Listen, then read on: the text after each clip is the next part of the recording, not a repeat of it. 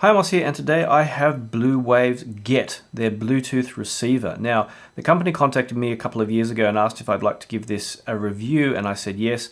And it took them a couple of years to get everything to get into production, and now they finally have. They sent it to me. Now, this is a $129 Bluetooth receiver, but despite that relatively inexpensive price, it supports aptX and AAC, or aptX HD.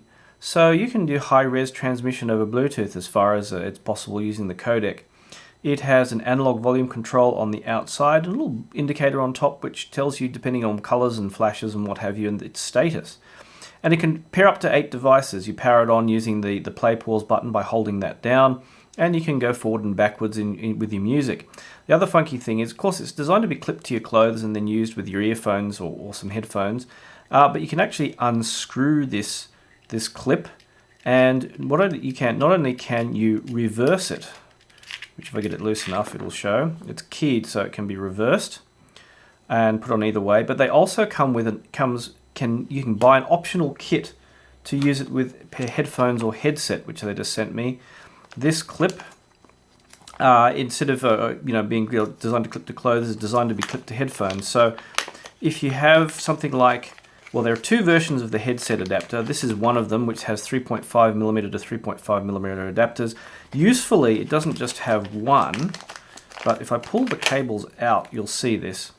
It has one cable which is right angle to right angle, and a second one which has got a very narrow 3.5mm socket. So if you've got a pair of headphones which has a very narrow entry, this will work nicely. So you can actually turn a pair of regular headphones into a pair which have a single entry for the input into a Bluetooth headset, which is cool. Now, it's a bit late in the game for that, obviously, because now you can get a lot of relatively inexpensive Bluetooth headphones. But if you had, say, a moderately expensive single-entry pair of headphones and you wanted to turn them into something Bluetooth and portable, well, you could do that.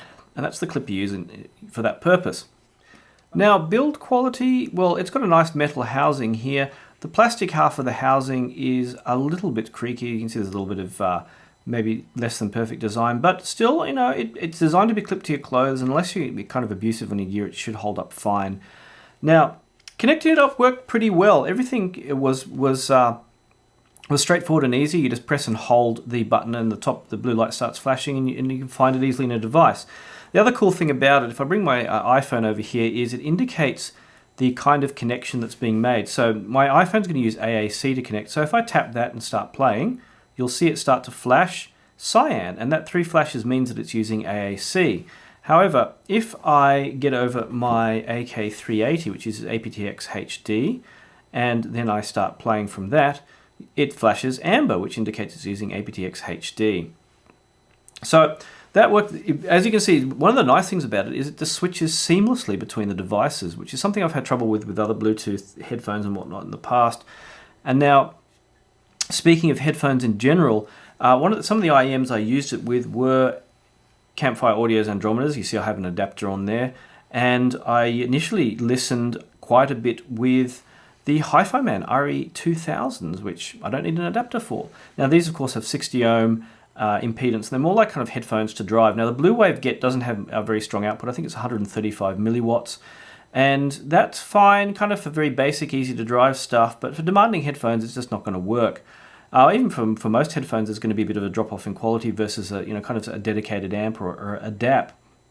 Now, with the Andromedas, it's a different issue because you have sensitivity, and sensitivity will bring out hiss. And this thing had a fair bit of hiss. Actually, it had a lot of hiss with the Andromedas, a bit overwhelming amount. However, to that end, they also have an adapter, an impedance adapter, which knocks the hiss pretty much mostly out, even with the Andromedas. But of course, in the process drops the maximum volume down a bit.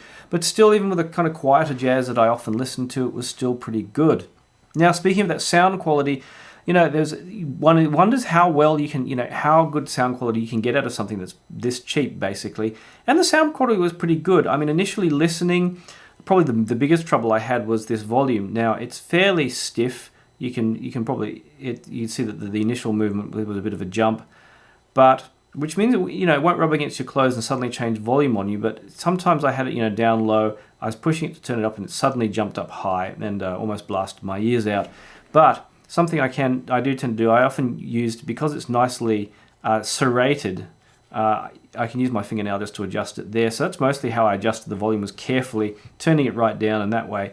But probably that's the only little detrimental thing there. But as far as I could tell, channel imbalance seemed okay, but without measurements, of course, I can't be 100% sure.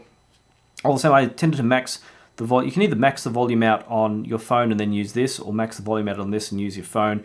So one or another way, you might lose a little bit of sound quality. But we're talking a $129 product. We're not really talking about anything super expensive. So it just depends whether you want to, which device you trust the most to not reduce sound quality. But that sound quality was still pretty good.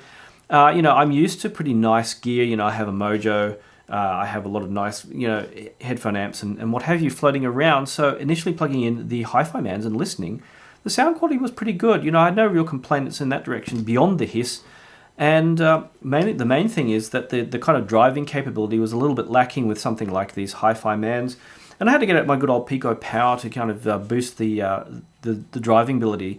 And for then, there's a fair jump up in sound quality when you have a better amp. So obviously with full-sized headphones, it was much the same story. I've tried I just have some Campfire Audio Cascade headphones that have just arrived. I plugged those in for fun. And, the bass was kind of loose and woolly with this, and it was improved a fair bit by the Pico Power. But, it kind of did the job. It's going to really work with kind of very basic, more basic, less expensive, but fairly, relatively insensitive, but relatively easy to drive IEMs.